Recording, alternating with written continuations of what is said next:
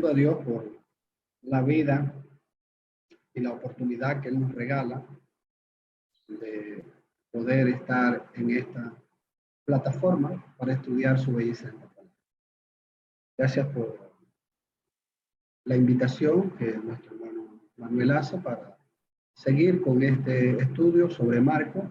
Gracias a cada uno de los hermanos y hermanas que hacen posible poder estar en esta plataforma, el tiempo para estudiar la palabra. Seguimos en Marcos 13 y llegamos al versículo 13 al 21, donde Jesús escoge a los 12 apóstoles. En el primer versículo mirábamos que Jesús sanó a un hombre de una mano seca. En los versículos anteriores mirábamos también, en la lección anterior mirábamos que una multitud seguía a Jesús, pero que mucha de esa multitud le seguía por diferentes motivos. Pero seguir a Jesús es un compromiso serio. Llegamos al versículo 13, donde Jesús escoge a sus 12 apóstoles. Versículo 13 dice, Marcos 3:13, y subió al monte, llamó a los que él quiso, y ellos vinieron a él. Recordemos que mucha gente seguía a Jesús, pero Jesús llamó a los que él quiso, y dice Marcos que él subió al monte. Marcos no nos especifica a qué subió al monte, pero Lucas sí nos especifica, nos revela un poco más a qué subió Jesús al monte. Jesús, antes de escoger a sus 12 apóstoles, pasó toda la noche orando. Es lo que nos revela Lucas 6, el versículo paralelo. Lucas capítulo 6, versículos 12 y 13. Dice, en esos días él se fue al monte a orar. Y pasó toda la noche en oración a Dios. Versículo 13. Cuando se hizo de día, llamó a sus discípulos y escogió 12 de ellos, a los que también dio el nombre de apóstoles. Aquí vemos que Jesús subió al monte a orar. ¿A orar para qué? Bueno, porque él tenía que escoger a 12 discípulos, a 12 de sus discípulos, y escogerlos como apóstoles, dice Lucas. Jesús fue un hombre entregado siempre a la oración. No hacía nada sin antes orar. Jesús nunca tomó una decisión a la ligera. Jesús nunca tomó una decisión sin antes orar a su Padre, para que su Padre le ayudara a tomar la mejor decisión. Aquí vemos que él va a tomar una decisión, escoger a 12, y él sube toda la noche al monte a orar a su Padre. Lo encontramos, por ejemplo, muy de mañana, antes de salir a predicar orando. En Marcos 1, versículo 36, Marcos 1:36 dice, levantándose muy de mañana, cuando todavía estaba oscuro, salió y se fue a un lugar solitario. Y allí oraba. Dice que Jesús, antes de salir para ir a otras regiones, él se levantó a orar. Encontramos a Jesús muy de mañana orando. Antes de la actividad del día, él está orando. Él siempre estaba en comunión con su Padre a través de la oración. Estaba en esa comunión con su Padre, en esa relación con su Padre, orando a cada momento, a cada instante, en cualquier circunstancia. Jesús está orando a su Padre. Antes de su muerte, él está orando también. Lo encontramos a Jesús orando. Por ejemplo, en Mateo 26. Mateo 26, versículo 36, dice la escritura, entonces Jesús llegó con ellos a un lugar que se llama Getsemaní y dijo a sus discípulos, sentaos aquí mientras yo voy allá ahora. Vemos a Jesús que llega, está angustiado hasta la muerte y él se separa de sus discípulos y comienza a orar. Versículo 39 dice, y levantándose un poco cayó sobre su rostro, orando y diciendo, Padre mío, si es posible, que pase de mí esta copa, pero no se haga como yo quiero, sino como tú quieres. Vemos a Jesús orando antes del momento de que lo tomaran, llevaran detenido y todo el juicio que le iban a hacer antes de su muerte. Él insistió siempre a sus discípulos que oraran.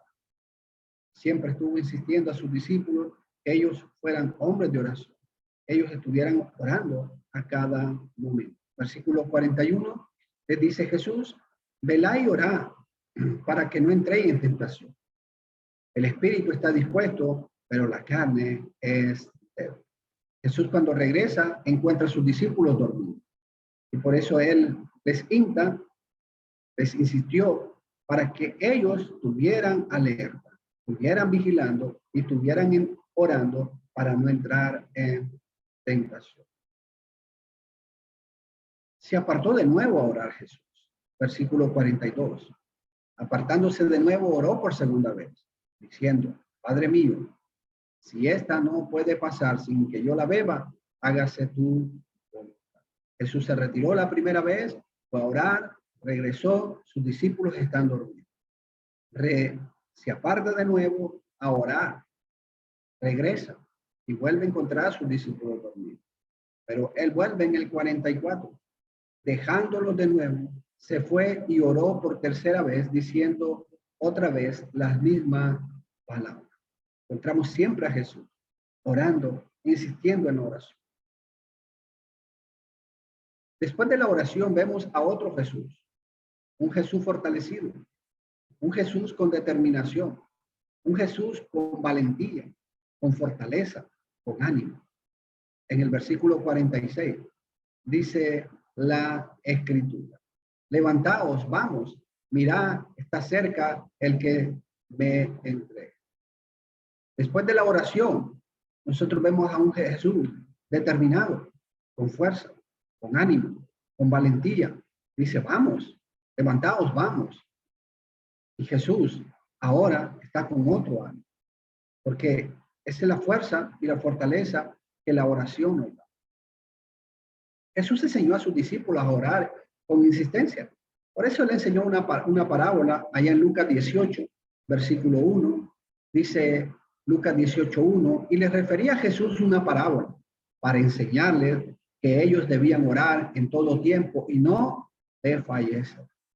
Jesús, con esta parábola que les enseña sobre la viuda insistente, Jesús les está enseñando a los discípulos para que ellos estén orando en todo y no desfallecen, no desmayar, sino que insistan en la oración. Nosotros como discípulos, seguidores de Él, debemos imitarlo, a estar apegado en la oración, a estar constante en la oración, a estar siempre en comunión con nuestro Padre. En 1 Tesalonicenses, el capítulo 5, versículo 17, el apóstol Pablo le escribe a los hermanos en Tesalónica y les anima y les dice, orad sin cesar, orad sin desmayar, orad sin descansar, orar en todo tiempo, en toda circunstancia que nos encontremos. Tenemos que hacerlo en todo tiempo. La oración es nuestra arma poderosa para comunicarnos con nuestro Dios. En Efesios, el capítulo 6, versículo 18. Efesios 6, 18, dice el apóstol Pablo, con toda oración y súplica, orad en todo tiempo, en el Espíritu. Y así, velad con toda perseverancia y súplica por todos los santos. El apóstol Pablo sigue insistiendo a que nosotros sigamos orando en todo tiempo. Debemos de estar constantes en la oración. En Romanos 12, versículo 12, el apóstol Pablo escribe a los hermanos en Roma y les dice, gozándonos en la esperanza, perseverando en el sufrimiento, dedicados a la oración. Hay muchos textos, hermano, en cuanto a la oración. Que nosotros perseveremos en la oración, que nosotros estemos constantes en la oración, que nosotros estemos siempre orando a cada momento, a cualquier situación, cualquier cosa que nosotros vayamos a hacer, hermano. Oremos a nuestro Padre, que nos ayude a tomar la mejor decisión en nuestra vida, como Cristo lo hizo. La oración fue de gran ayuda para nuestro Señor Jesús en su vida aquí en la tierra. De la misma manera, es de gran ayuda y bendición la oración para nosotros.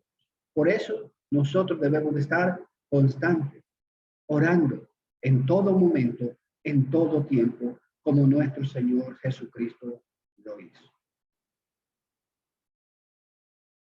Jesús designa, ¿verdad? La palabra designar, mostrar con claridad, significa también designar a una posición o a un servicio. Jesús designa o va a dar una posición a 12 hombres.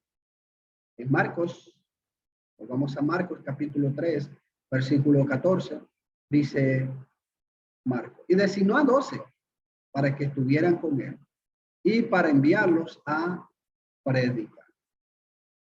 Es interesante porque Jesús escoge solamente a 12. ¿Y cuál es la misión? Bueno, dice para enviarlos a predicar. Aquí solamente enfatiza Marcos la obra principal que como apóstol ellos tendrán. La misión principal que ellos tendrían como apóstol. Marcos nos revela dos propósitos que Jesús tenía en mente al escoger a los 12 apóstoles. Uno, predicar el evangelio. Ellos tenían la gran misión de ir a predicar el evangelio por todo el mundo. Para eso los escogió Jesús. Marcos 16, versículo 15, dice, y les dijo, y por todo el mundo y predicar el evangelio a toda criatura. La misión. ¿Por qué Jesús escoge a sus 12 apóstoles? Para que ellos vayan y prediquen el evangelio por todo el mundo. Y ellos lo lograron. El evangelio fue predicado en todo el mundo conocido de aquel entonces. Jesús le dio una misión y los apóstoles cumplieron su misión. En Romanos, capítulo 10, versículo 18, dice el apóstol Pablo, pero yo digo, ¿acaso nunca han oído? Ciertamente que sí. Por toda la tierra ha salido su voz y hasta los confines del mundo sus palabras. El evangelio se predicó por todo el mundo, por todos los confines del mundo. Los apóstoles cumplieron su misión. La voz salió a todos los confines de la tierra. Colosenses, capítulo 1, versículos 6 y 23, también nos hace ver que el evangelio se predicó por todo el mundo.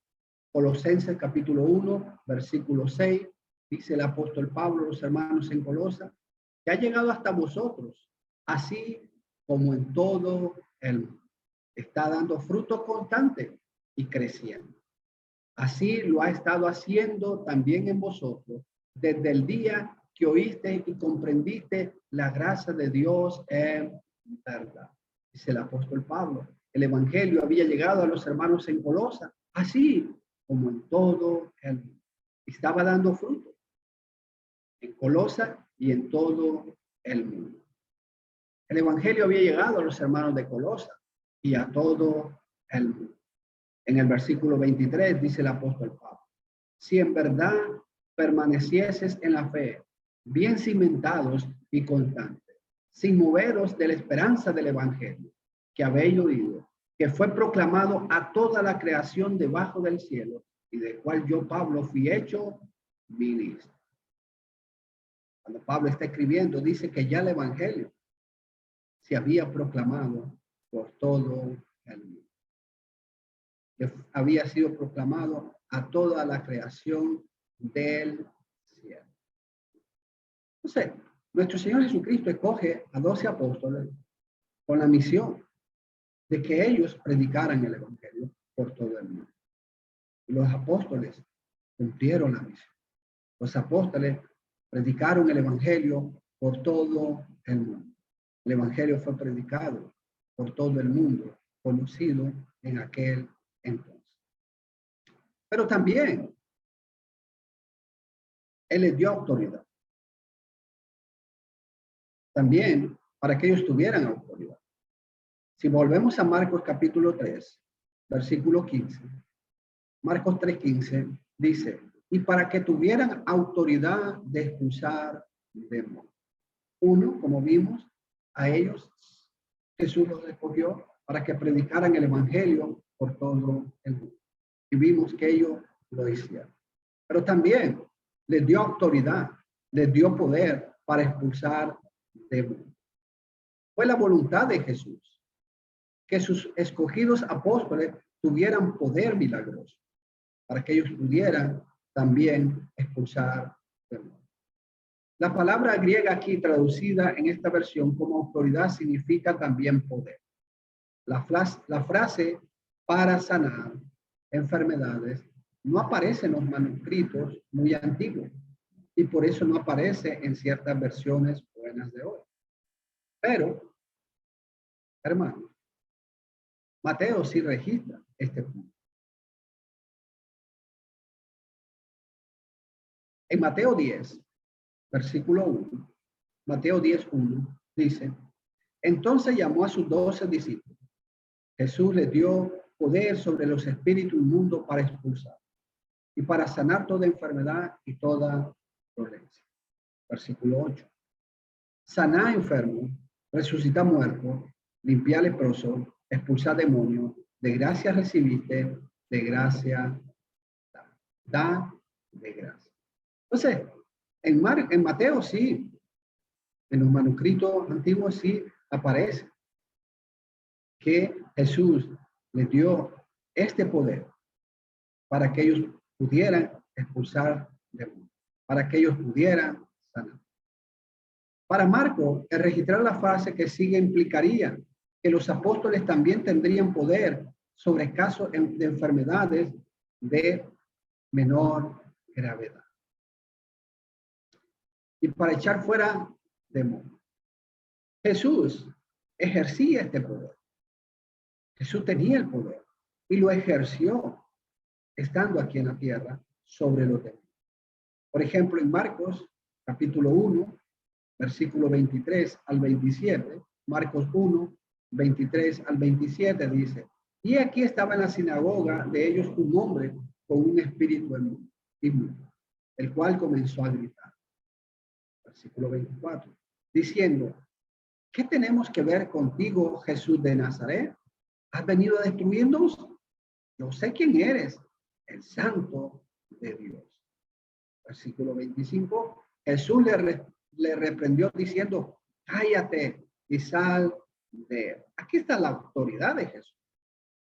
Jesús le reprende, Jesús le calla y le da orden que salga de él. Versículo 26, entonces el espíritu inmundo, causándole convulsiones, gritó a gran voz y salió de él. Aquí vemos que Jesús tenía autoridad, tenía poder sobre los demonios, sobre los espíritus inmundos. Y Jesús lo demostró. Pero ahora Jesús va a darle este poder a sus discípulos. Versículo 27, y todos se asombraron, de tal manera que discutían entre sí diciendo, ¿qué es esto? Una enseñanza nueva con autoridad.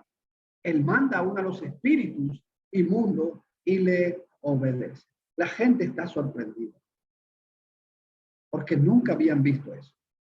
Nunca habían visto de los fariseos esa autoridad con la cual Jesús la demuestra. Le dice a los demonios, cállate y sal. Y ellos salían porque Jesús tenía autoridad sobre ellos. Tenía ese poder sobre ellos. Y ahora Él lo pasa a sus 12 apóstoles. Por eso los mismos demonios reconocieron este poder en los apóstoles. Jesús les da este poder a los apóstoles. Y los demonios reconocían este poder en los apóstoles. Por ejemplo, en Hechos 19. Hechos 19, versículo 11 al 15, dice, y Dios hacía milagros extraordinarios por manos de Pablo.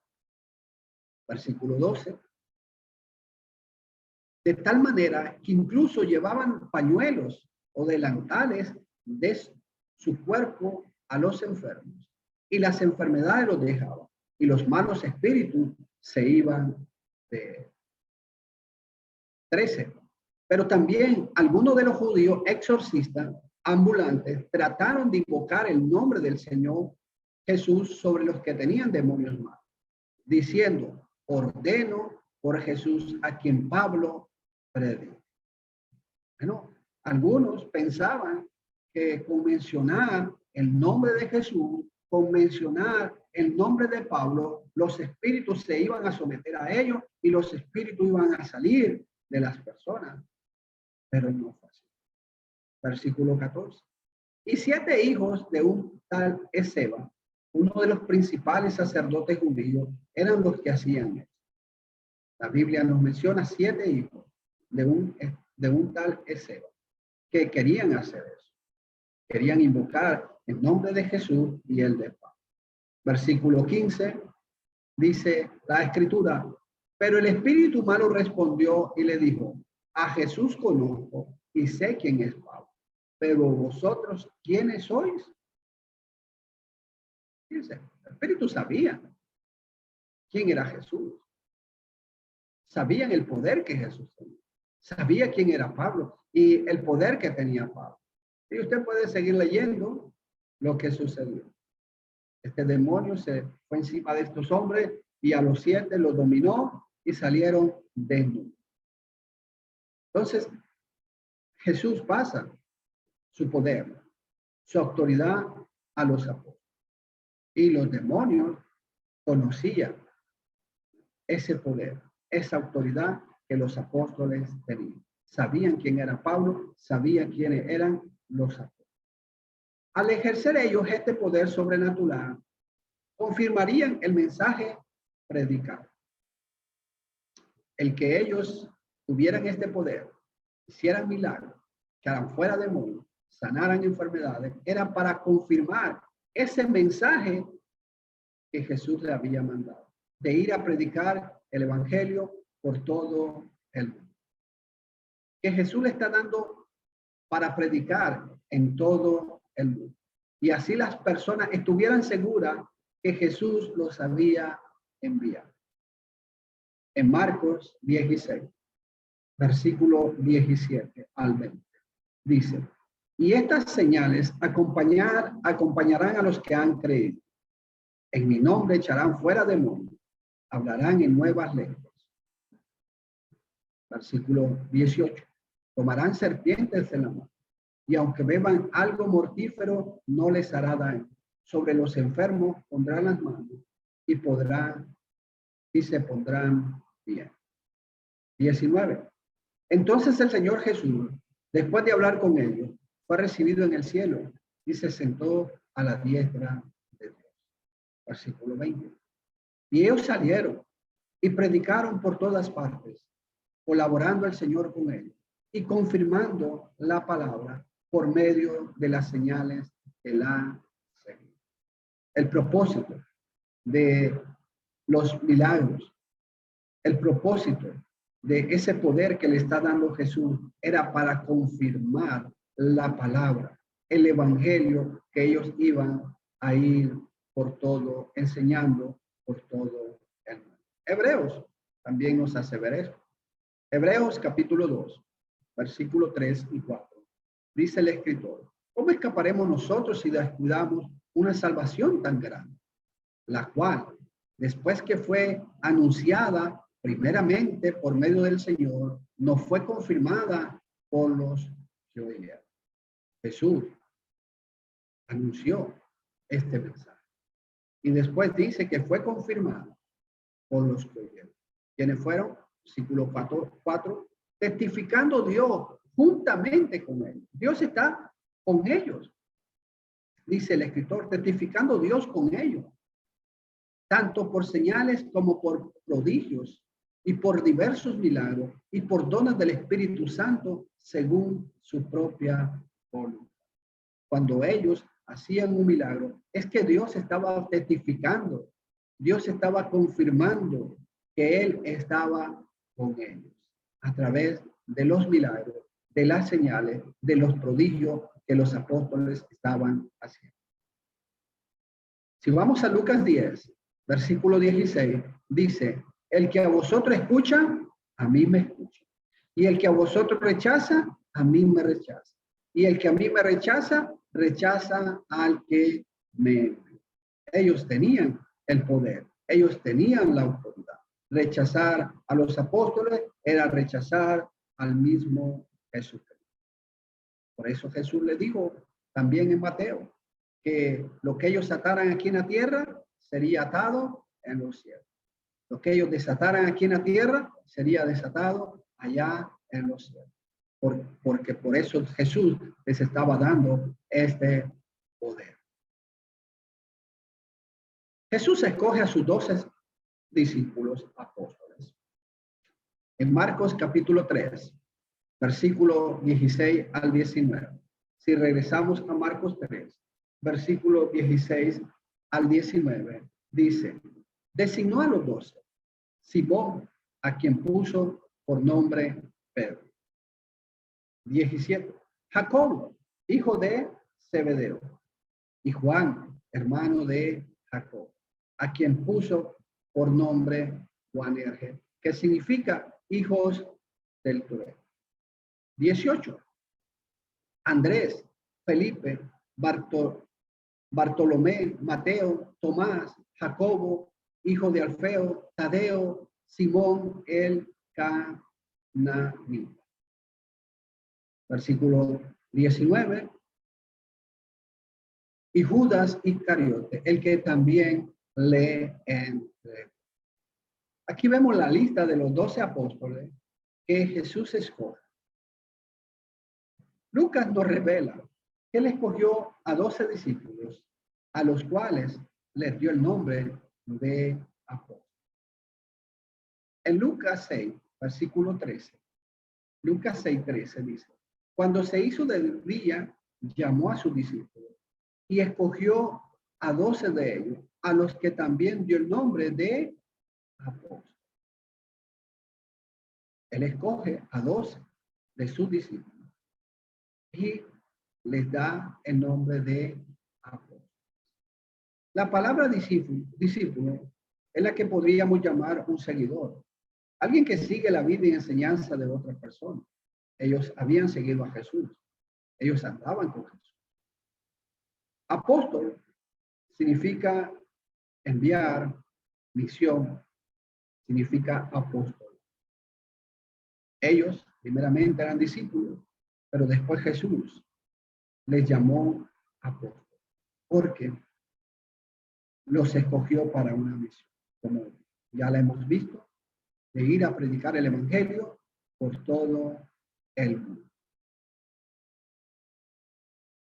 Lucas también nos da la lista de los 12 apóstoles.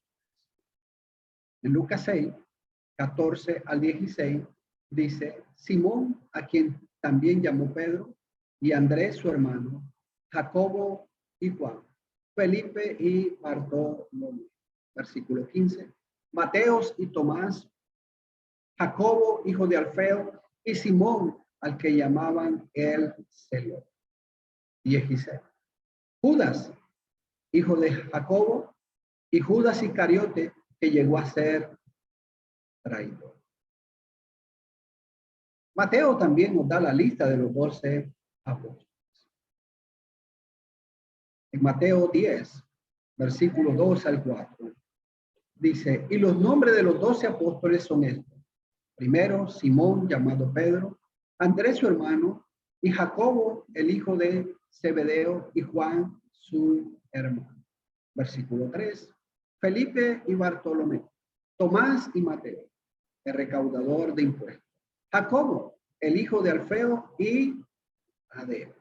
Versículo 4, Simón el cananita y Judas Iscariote, el que también le entregó. Siempre que se habla de Judas, hermano, ¿verdad? Se habla de que él era el que lo entregó. Porque hay dos Judas y se hace la diferencia entre el Judas que lo entregó y el Judas que estaba con Jesús. Los tres evangelios nos presentan la lista de los 12 apóstoles que Jesús escogió para su ministerio. En Hechos también nos da una lista. Hechos capítulo 1, versículo 13, dice: cuando hubieron entrado en la ciudad, subieron al aposento alto donde estaban hospedados Pedro, Juan, Jacobo y Andrés, Felipe y Tomás, Bartolomé y Mateo. Jacobo dijo a Alfeo, Simón el celote y Judas, hijo de Jacobo. Y aquí ya no se nos menciona Judas, porque ya Judas se había ahorcado. Aquí solo ya encontramos a 11 de los apóstoles. Después vemos que ellos escogen al número 12. De esta lista, hermanos, concluimos que Tadeo se llama Lebeo y Judas. En Juan 14:2 dice: Judas, no el Iscariote, le dijo: Señor, ¿y qué ha pasado que te vas a manifestar a nosotros y no al mundo? Entonces aquí se nos dice Judas, no el Iscariote, porque el Iscariote fue el que le entregó. Por eso se hace la diferencia. Tadeo, su nombre era Lebeo. Tadeo era su sobrenombre. Y que Simón el celote también se llama Simón el cananista. Simón el cananista o cananeo o cananita se llama Simón el celote o celador. El término cananeo significa perteneciente al partido político de los judíos, llamado de los celotes. Porque lamentablemente, hermanos, los que quieren hacer ver que la escritura se contradice o que la escritura no es correcta, quieren hacer ver que no eran 12 apóstoles, que habría más.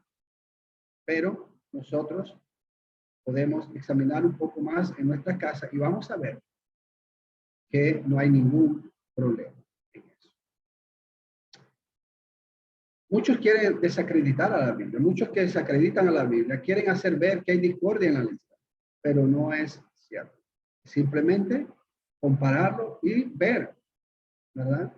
Que a algunos se les llamaba de una manera, como Tadeo, su nombre era Lebeo. Tadeo era su sobrenombre, como a Pedro. La gente sigue a Jesús tanto que ni lo dejaban descansar ni para comer. En Marcos capítulo 3, versículo 20, después que Jesús escoge a sus 12 apóstoles, dice: Jesús llegó a una casa y la multitud se juntó de nuevo a tal punto que ellos ni siquiera podían comer. La multitud llega de nuevo a buscar a Jesús. Jesús y su grupo volvieron de retiro en la montaña. Recordemos que ellos subieron al monte. Jesús fue a orar, pasó toda la noche orando. Cuando escoge a sus 12 apóstoles, él regresa a su casa, regresa a la casa y hay una multitud ahí. Otra vez se encuentra con tanta gente congregada en su casa que le fue imposible comer, aún comer. Si usted ve en Marcos 2:2, también encontramos a una multitud donde llevan a un paralítico que no puede llevarlo a Jesús por la multitud que hay ahí. En Marcos 6, versículo 31, dice, Marcos 6:31, y él les dijo: venid apartados de los demás a un lugar solitario y descansad un poco, porque había muchos que iban y venían, y ellos no tenían tiempo ni siquiera para comer, hermano. Jesús tuvo que apartarse con sus discípulos para poder descansar un poco, porque ni podían comer. El trabajo de Jesús fue cansado. No tenía ni tiempo para las cosas más básicas como era el comer con tranquilidad. Ni eso le dejaba a la gente, la multitud. Nosotros, ¿qué obra estamos haciendo? Preguntémonos, meditémonos y respondamos. ¿Qué obra estoy haciendo? Jesús no tenía ni tiempo, sus discípulos ni tiempo para comer. En 2 Timoteo, capítulo 4, versículo 2. 2 Timoteo 4, 2 dice, predica la palabra, insta a tiempo y fuera de tiempo, redarguye, reprende, exhorta con mucha paciencia e instrucción. Tenemos un trabajo donde no tenemos un horario fijo. Cualquier tiempo que se nos presente, tenemos que aprovechar. Posiblemente vengamos de nuestro trabajo, vamos a cenar, y imagínense que llega alguien en ese momento para que le prediquemos el evangelio, o que un hermano necesita de la palabra. ¿Qué hacemos, hermano? ¿Qué hacemos? Somos como Jesús y sus apóstoles que no tenían tiempo ni para comer. No, voy a comer después. Tenemos que usar todo el tiempo necesario para la obra del Señor. En Marcos capítulo 3, versículo 21. Cuando sus parientes oyeron esto, fueron para hacerse cargo de él, porque decían que está fuera de sí. Sus parientes, hermano, piensan que Jesús está loco. Imagínense, su familia, sus amigos piensan que él está loco. Sus amigos, sus parientes, al verle tan oprimido por su trabajo insensate y falta de tiempo para descansar y vivir normalmente, deciden que está fuera de sí. Y por eso vienen a tomarle aparte para su propio bien. En la sociedad moderna, se considera bueno que el hombre sea un trabajador obsesivo. Pero si está mucho tiempo activo en la obra espiritual, se considera loco. La gente, que te trabaje 24 horas, que no descanse, que ni siquiera coma. Qué bueno. Pero si alguien está dedicado a la obra, la gente dice, ese está loco, ese es fanático. En Hechos 26, versículo 24. Hechos 26, 24. Dice, mientras Pablo decía esto en su defensa, Festo dijo a gran voz, Pablo, estás loco. Tu mucho saber te está haciendo perder la cabeza. Fíjese. Esta persona piensa que Pablo está loco, que Pablo ha perdido la cabeza. Pero sabemos que no es así. La gente va a menospreciar nuestro trabajo. Y si le dedicamos 24 horas, la gente va a decir, está loco, es un fanático enfermo. Pero no es así. Mateo agrega el detalle de que en esta ocasión se le trajo a Jesús un hombre endemoniado y Jesús le sanó. Vamos a Mateo 12, versículo 22. Mateo 12, 22 dice, entonces le trajeron un endemoniado ciego y mudo y lo sanó. De manera que el mudo hablaba y veía. Lucas también lo hace.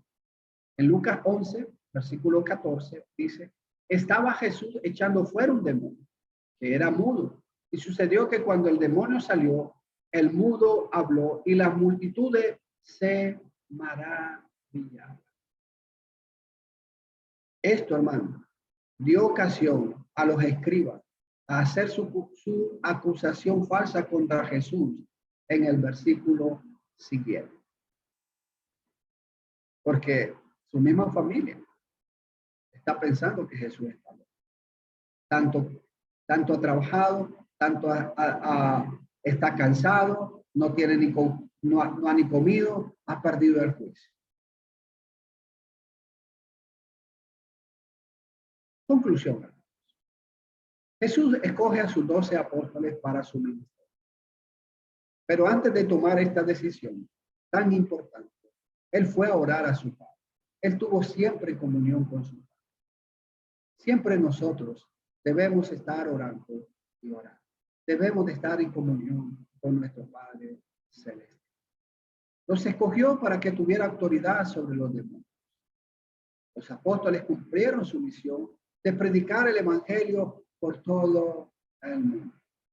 Jesús y sus apóstoles muchas veces no tenían tiempo ni para lo más básico como era comer tranquilo. ¿Qué tan entregados estamos nosotros en la obra del Señor? Que Dios, hermanos, nos bendiga y nos ayude siempre a hacer la obra que Él nos dé. Tenemos poco tiempo. Jesús tenía poco tiempo. Los apóstoles tenían poco tiempo. Tenemos que usarlo, hermanos. Si Dios lo permite, el próximo sábado, el próximo viernes, veríamos la acusación que hacen los judíos a Jesús. Que Dios nos bendiga.